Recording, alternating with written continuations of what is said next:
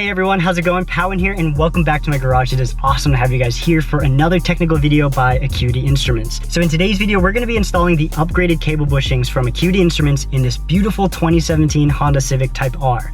Now this car belongs to my good friend Eddie, so be sure to check him out on Instagram as a huge thank you for loaning me this car to make this video.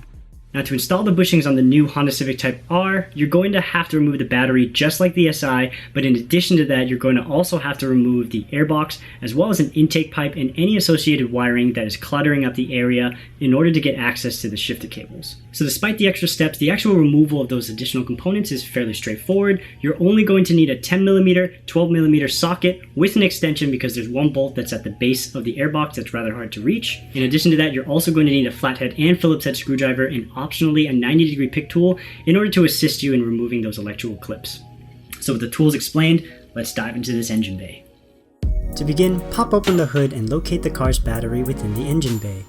First, we must loosen and then remove the negative and positive terminals from the battery.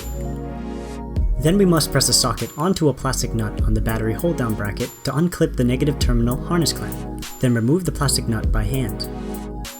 Now we can loosen the two nuts on the battery hold-down bracket until both mounting hooks can be removed as shown. Now we can grab the handle on the battery to pull it out of the car. Then remove the battery insulation and lower plastic battery tray. Next, we must attach 3 clips on the positive terminal wiring harness. Each clip has 2 tabs to depress in order to pop them out of their respective mounting points. There's a 4th clip near the ECU that can be removed to add even more slack on the wiring harness.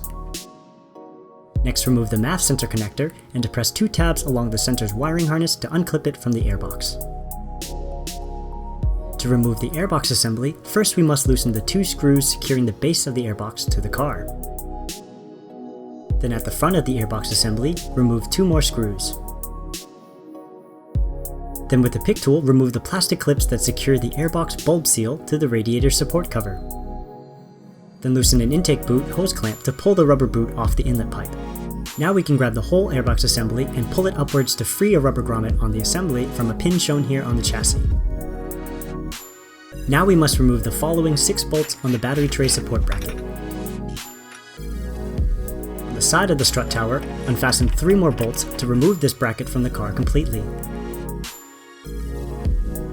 Next, remove the 2 bolts securing the charge pipe next to the engine, then press a locking tab to pull a connector off of the MAP sensor. Now loosen the clamps on the rubber air hoses adjacent to the charge pipe, then pull the charge pipe free from the air hoses and then set it gently on top of the engine.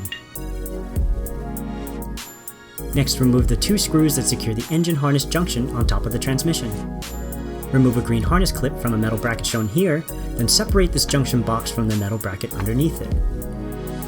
Follow the harness back to locate 2 locking tabs, depressing them to separate the harness from a support bracket. Now we can safely tie off the engine harness to expose the shifter cables. Starting with the gear change cable, pry under the C-clip at the cable mount base to remove it. Remove the cotter pin on the cable to pull it off of the gear change pin. Then slide the cable back and then off the transmission. Repeat this disassembly procedure on the gate selector cable.